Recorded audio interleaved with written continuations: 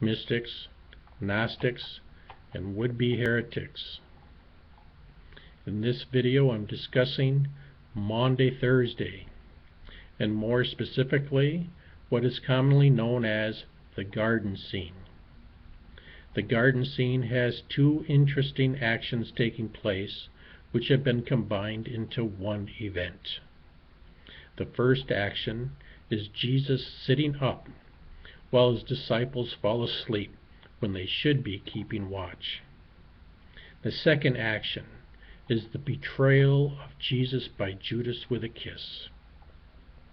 The Garden of Gethsemane is actually a grove of olive trees, an orchard of sorts, and it was reported that this grove also has an olive press.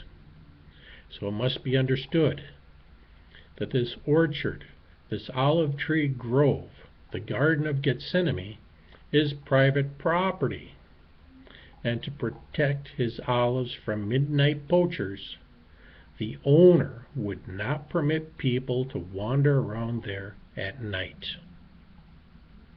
Now, the garden was significant in the life of Jesus. What little we do know about the actual life of Jesus contains two separate references to the garden. So what was Jesus doing throughout the night on private property with his friends? Jesus and his gang were hired as the garden's night watchmen. This is why several mentions are made in the Jesus narrative about watchmen and thieves in the night. That was a theme very familiar with Jesus and his gang who worked as the night watchmen at the Garden of Gethsemane. Jesus was known to meditate while keeping watch, and Peter and the two sons of Zebedee were known for falling asleep on the job.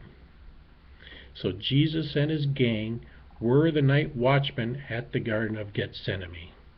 That's the first action. Now let's move on to the second action. Judas betraying Jesus with a kiss. We must ask, why a kiss? There doesn't seem to be any real need for the kiss if events played out as portrayed in the Bible.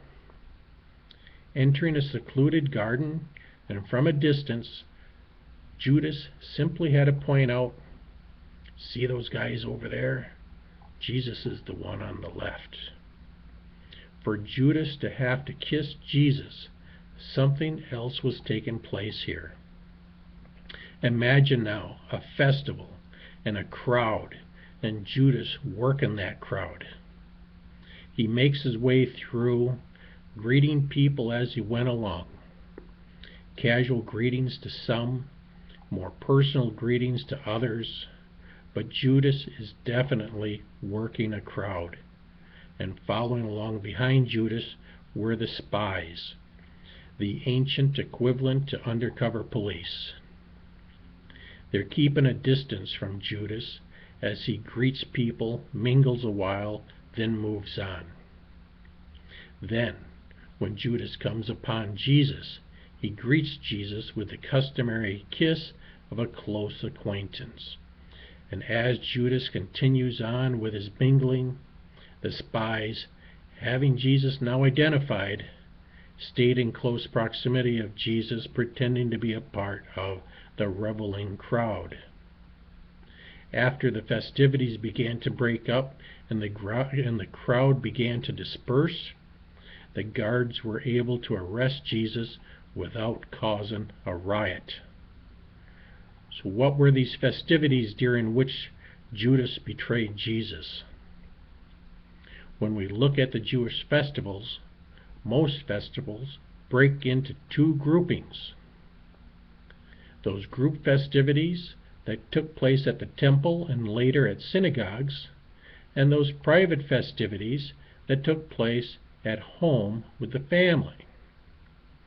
But there is one important deviation, Purim, or what is also known as the Festival of Lots.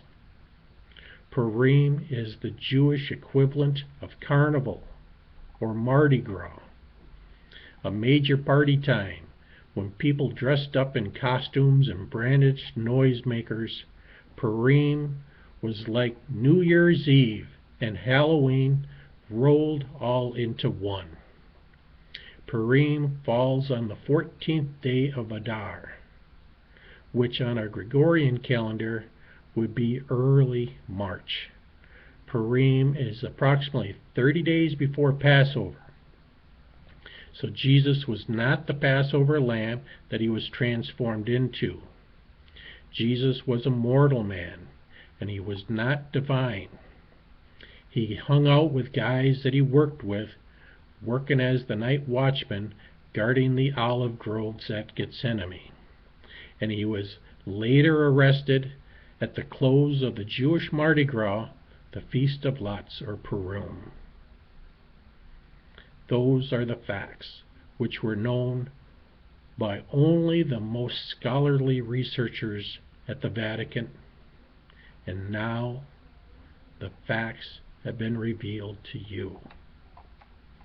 I'm Brother Timothy.